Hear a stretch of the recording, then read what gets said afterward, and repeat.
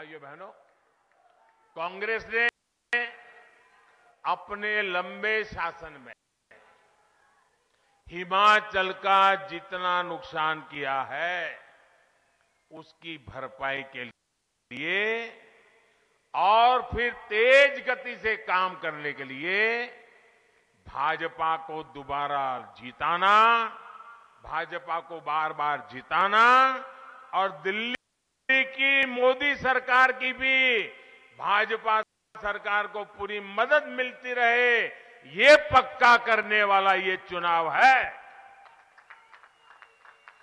साथियों, कांग्रेस कैसे काम करती है, इसका मैं आपको एक उदाहरण देता हूं।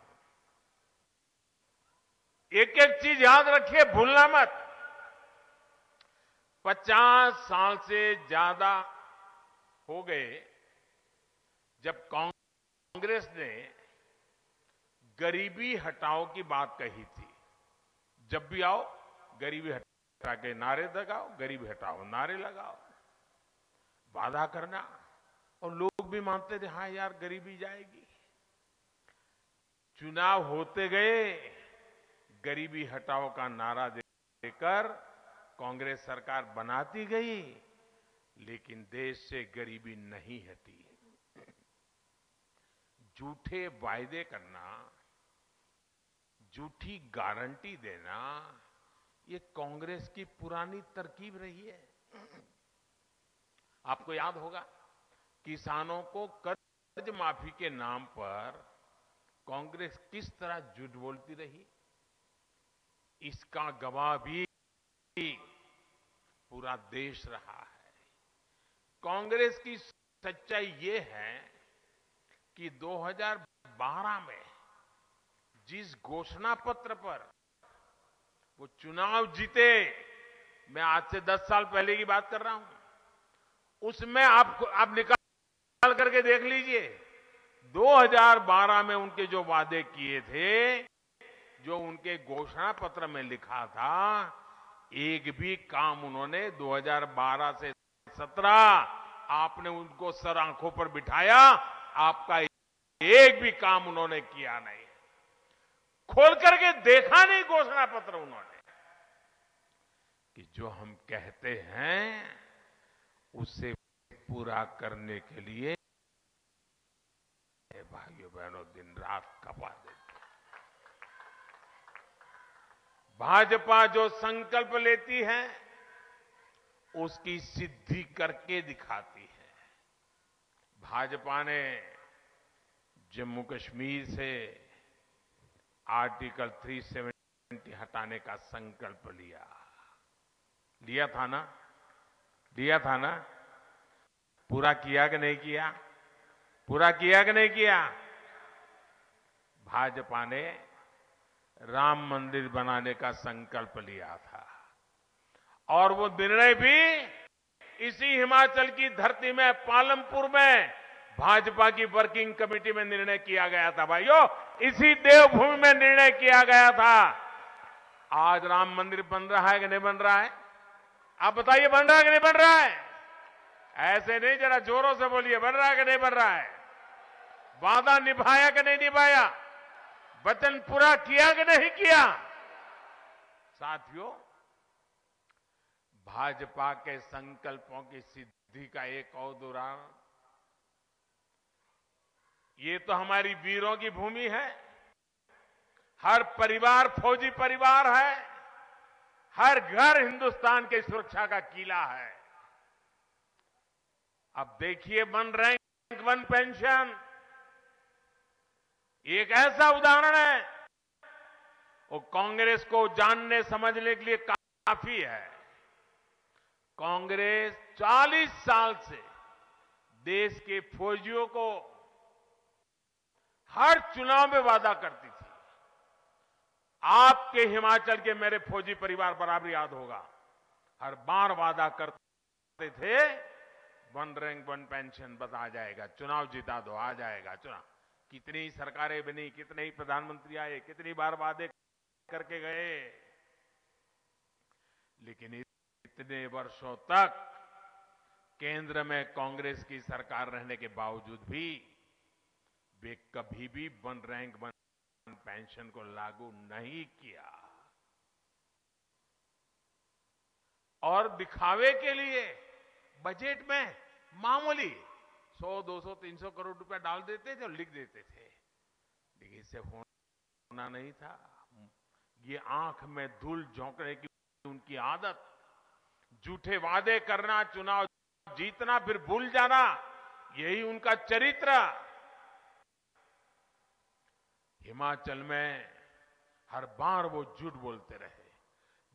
देवभूमि में झूठ बोला है, देश की वीर माताओं के सामने झूठ बोला, देश के वीर जवानों के सामने झूठ बोला।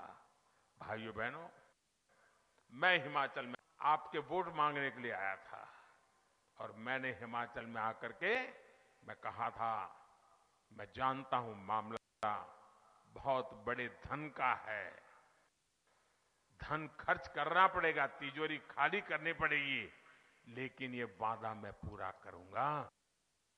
भाइयों बहनों, वन रैंक वन पेंशन का वादा हमने पूरा किया कि नहीं किया? किया कि नहीं किया? वादा 40 साल तक उन्होंने किया था, नहीं पूरा किया। हमने वादा किया 5 साल के भीतर पूरा कर दिया था। भाइयों, जुबान की कीमत होती है और लोकतंत्र में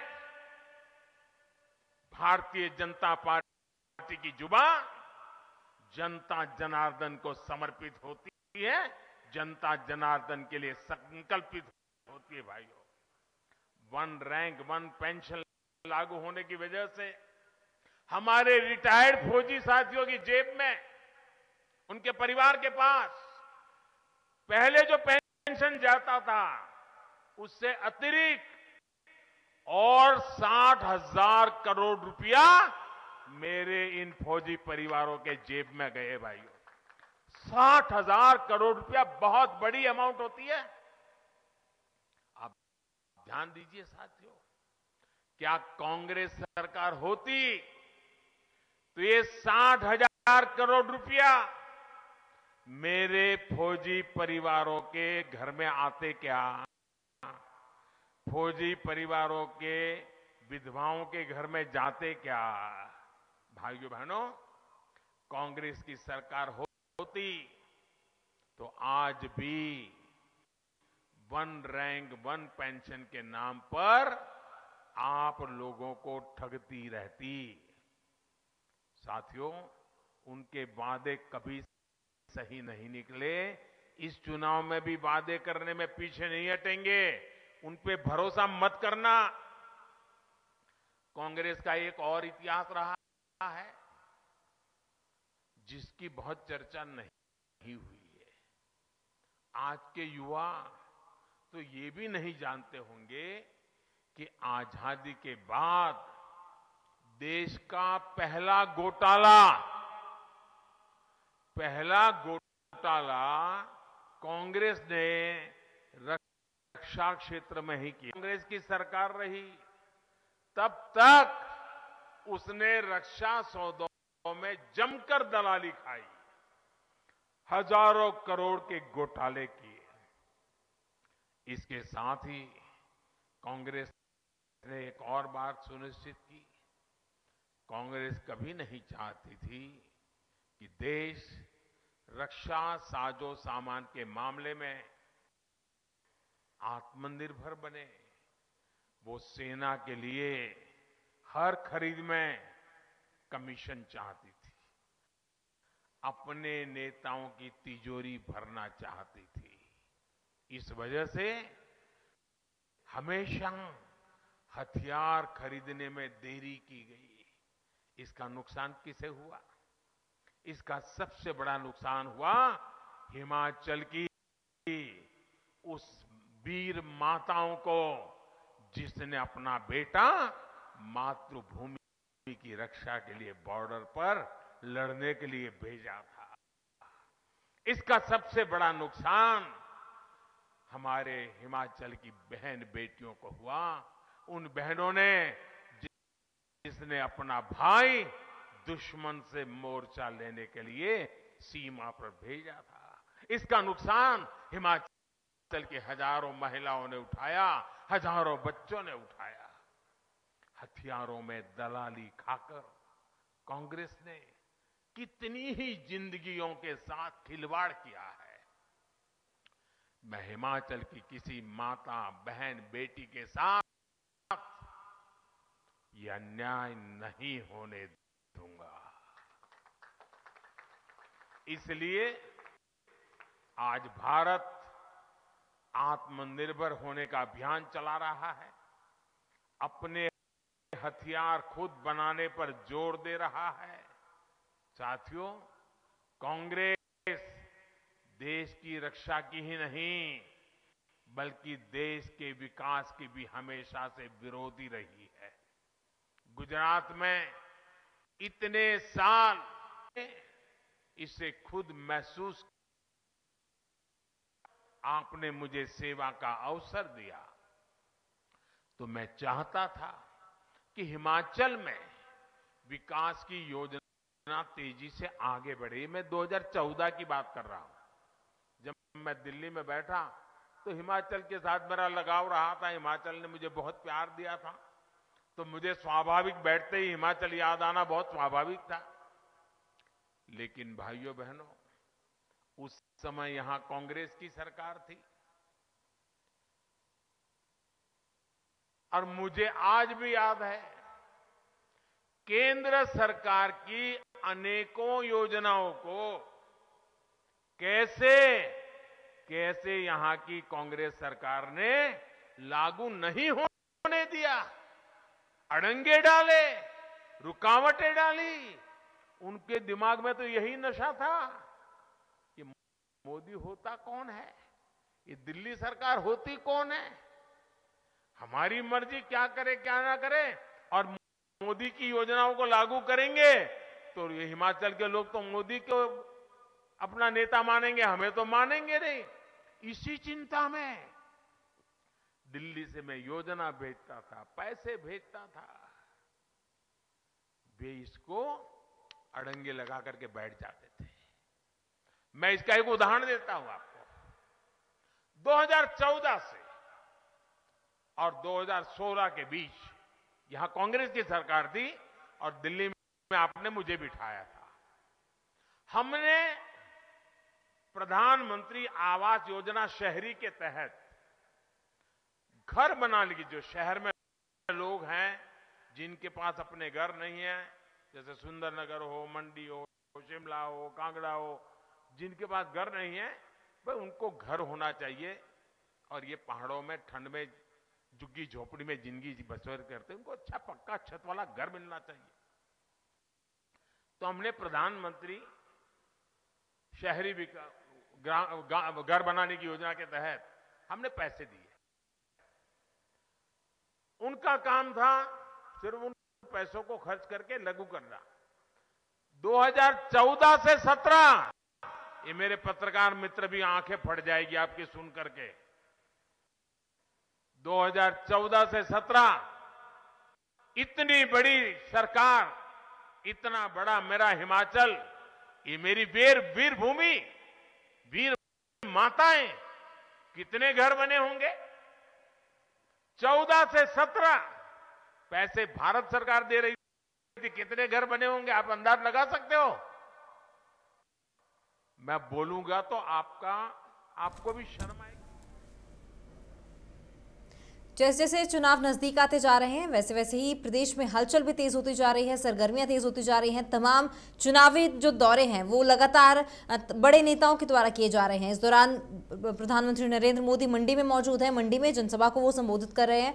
वहीं दूसरी ओर शिमला में भी कांग्रेस के द्वारा पत्रकार वार्ता की जा रही है, जिसमें कि प्रदेश अध्यक्ष प्रतिभा सिंह मौजूद हैं, छत्तीसगढ़ के मुख्यमंत्री भूपेश बघेल मौजूद हैं और कांग्रेस के कई प्रवक्ता भी इस दौरान मौजूद हैं। तो आपको सीधा शिमला लिए चलते हैं, जहां पर शिमला में प्रेस कॉन्फ्रेंस कांग्रेस द्वारा की जा रही है। जैसे जैसे ही चुनाव नजदीक आ रहे हैं वैसे वैसे ही ये चुनावी हलचल, चुनावी दौरे जो है लगातार किए जा रहे हैं। हलचल तेज होती जा रही है, सरगर्मियां तेज होती जा रही हैं। 12 नवंबर को चुनाव होने हैं और 8 दिसंबर को जो है नतीजे आने हैं।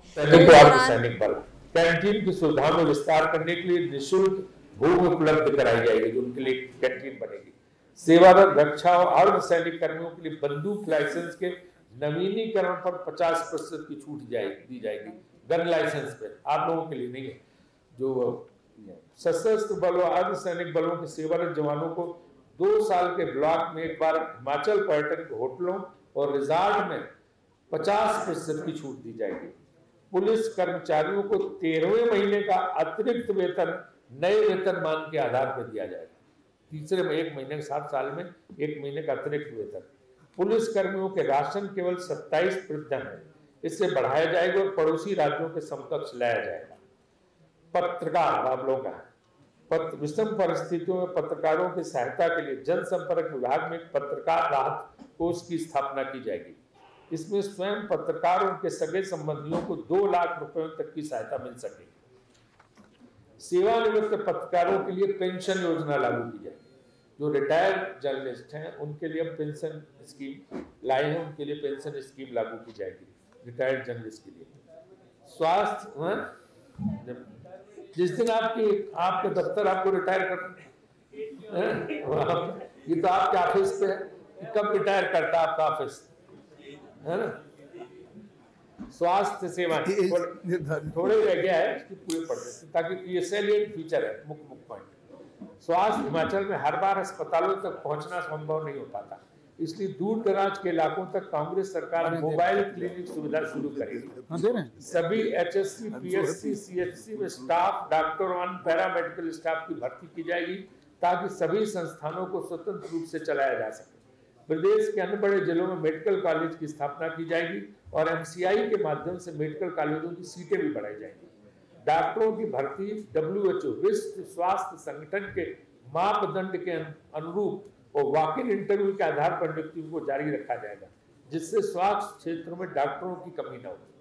IGMC व टांडा मेडिकल कॉलेज में किडनी ट्रांसप्लांट की सुविधा स्थापित की जाएगी।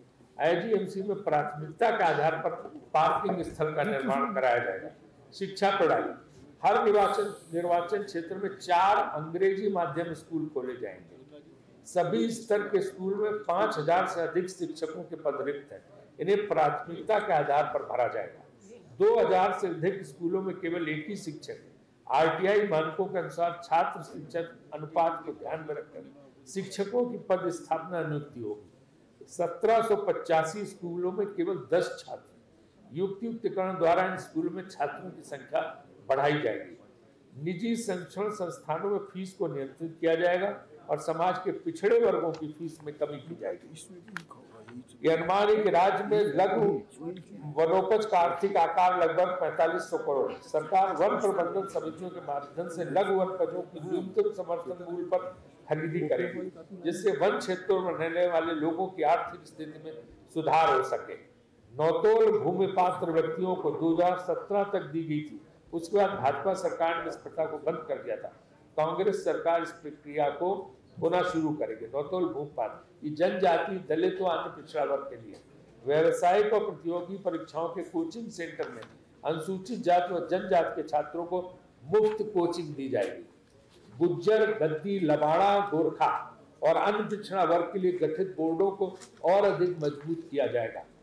कच्चे मकान वाले सभी लोगों को अगले 5 साल में पक्का मकान बनाने के लिए आवास पर सब्सिडी दी जाएगी। अगर पक्का मकान जो लोग बनाना चाहें, कच्चे मकान वाले, तो उस पर सब्सिडी मिलेगी। निःशक्तता पेंशन केवल उन्हीं व्यक्तियों को दी जाती है जिनकी विकलांगता 40% से अधिक है। पेंशन के लिए विकलांगता को प्रतिशत घटाकर हम 25% कर रहे हैं। नशा उन्मूलन, हिमाचल में नशे के खिलाफ अभियान को मजबूत बनाने के लिए हाईकोर्ट के रिटायर्ड जज की अध्यक्षता में एक नशा रोधी प्रवर्तन प्राधिकरण का गठन किया जाएगा। Anti drug enforcement agency will be established in Himachal Pradesh to prevent और curb this menace of drugs. हर उपमंडल में नशा मुक्ति केंद्र स्थापित किए जाएंगे। ये तो हमने कुछ पॉइंट आपको दे दी चीजें हैं, लेकिन मुख्य बातें मैंने आपको बताई। ये हमारा जो घोषणा पत्र है, सब तरफ से सब लोगों के, समाज के सभी लोगों की, जनता से भी हमने जो पॉइंट्स इकट्ठे किए तो उस आधार पर बनाया गया। धनीराम सांडे जी की कमेटी ने इसमें बड़ी मेहनत की है। एक इम्पॉर्टेंट बात यह है कि ये घोषणा पत्र इसी के साथ साथ हर जिले में हम लागू कर रहे हैं, हर मंडल में अभी जारी हो रहा है। जैसे कि मुकेश अग्निहोत्री जी उसको हमीरपुर में जारी कर रहे हैं, कौल सिंह जी मंडी में जारी कर रहे हैं। इसलिए जहाँ जहाँ हमारे नेता हैं इसको हर क्षेत्र में जारी किया जा रहा है। तो ये जो है, और शिमला में मुख्य रूप से इसे जारी किया। आपने देखा होगा कि इसमें हमने तमाम ऐसी बातें डाली हैं, जैसे 1500 रुपये हर महीने महिला को देना, जैसे युवाओं को नौकरी देना, युवाओं का स्टार्टअप फंड बनाना, उसमें पैसे देना, गोबर खरीदना गांव की व्यवस्था के लिए 2 रुपए, मतलब लाखों रुपए का गोबर छत्तीसगढ़ में एक एक परिवार बेच रहा है।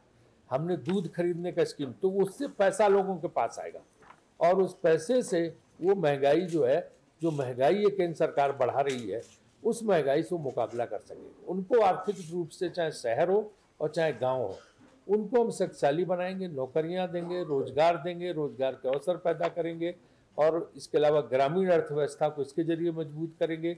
बागवान अपनी जो फसल की कीमत खुद तय करेंगे तो उनको मुनाफा होगा, किसान अपनी फसल की कीमत खुद तय करेगा, सब्जी उगाने वाले अपनी खुद तय करेंगे। तो ग्रामीण और शहर दोनों जगह जब लोगों को ज़्यादा पैसा मिलेगा तो महंगाई का मुकाबला वो कर पाएंगे, क्योंकि केंद्र सरकार तो आमादा है। आगे भी आप बता रहे, आज मैं बता रहा हूँ कि पेट्रोल डीजल की कीमत इन चुनाव के खत्म होते देखिए कहाँ आसमान पे बढ़ाएंगे और बढ़ा देंगे कि आप उसका मुकाबला नहीं कर पाएंगे। तो इसलिए जो है इस घोषणा पत्र में वो सारी चीज़ें डाली गई। और दूसरी बहुत चीज़ें हैं जो आप इस घोषणा पत्र को पढ़ेंगे, उसमें हमने बहुत चीज़ों की व्यवस्था की है, जिसमें आपको सारी चीज़ भ्रष्टाचार मुक्त पारदर्शी प्रशासन हम देंगे। जो नौकरियों में जो है धांधली थी, पर्चे लीक हो रहे थे, उन सब की व्यवस्था के लिए कड़ाई से व्यवस्था की। खेती और बागवानी के लिए आयोग बनेगा और उस आयोग से तय होगी कीमतें। डेयरी विकास, पशुपालन, मत्स्य पालन तीनों को बढ़ाया जाएगा। हर घर में 4 गायों तक की खरीद पर सब्सिडी मिलेगी। पशु चारा के लिए विशेष अनुदान मिलेगा जो फॉडर है।